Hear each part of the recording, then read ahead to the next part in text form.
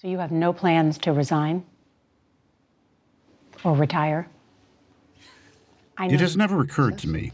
Maybe if the day comes when my health can go no further, perhaps because the only infirmity I have is my knee, and that is getting much better. But it never occurred to me.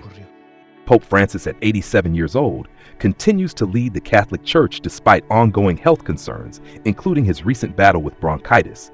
Many have speculated that he might follow in the footsteps of his predecessor, Pope Benedict XVI, and resign. But why hasn't he?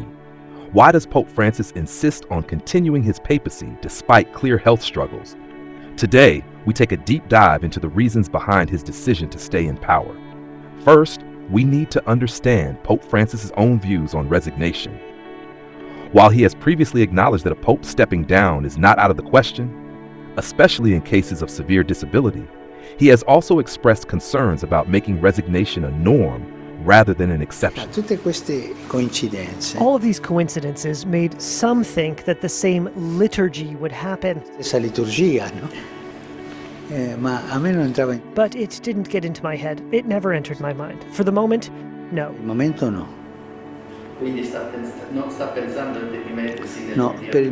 For the moment, no, really. But the time will come when I see that I can't do it. I will do it, and the great example of Pope Benedict was such a good thing for the Church. He told the popes in time to stop. He is great, Benedict. In his eyes, the papacy is a lifelong mission, a calling from God that should not be abandoned unless absolutely necessary. Francis has openly stated that Benedict XVI's decision to resign was courageous, but he has also been cautious about following the same path. He believes that a pope should remain in office as long as he is mentally capable of fulfilling his duties, even if his physical health declines. Another crucial factor is Pope Francis' commitment to his reforms.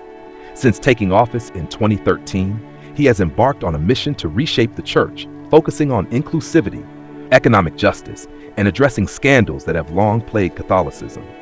His push for progressive reforms, including greater LGBTQ+ acceptance, financial transparency, and clergy accountability, has made him both beloved and controversial.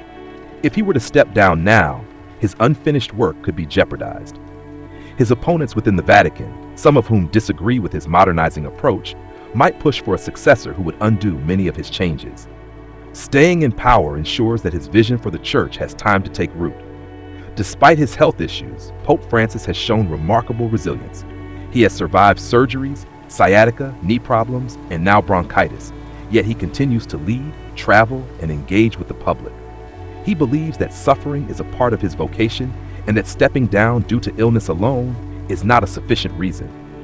Faith plays a central role in his decision. Pope Francis deeply believes in divine guidance and that as long as he can still serve, he has a duty to do so. What I can do is pray. I pray a lot for peace, and also to suggest, please stop, negotiate. A bad deal is always better than an ugly defeat, is it not? Negocia. Negotiate.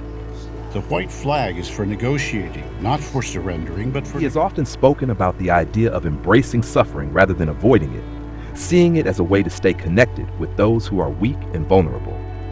Finally, there's the political aspect. If Pope Francis were to resign, it could create instability within the Vatican. Having two living former popes, something unprecedented before Benedict XVI, already created a unique challenge. Another resignation could set a new precedent that might weaken the papacy's long-held tradition of being a lifelong commitment.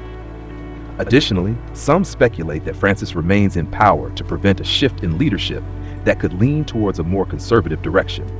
By staying, he ensures that his influence continues, shaping the selection of his eventual successor.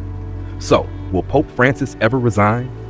Perhaps if his health deteriorates to a point where he can no longer fulfill his duties.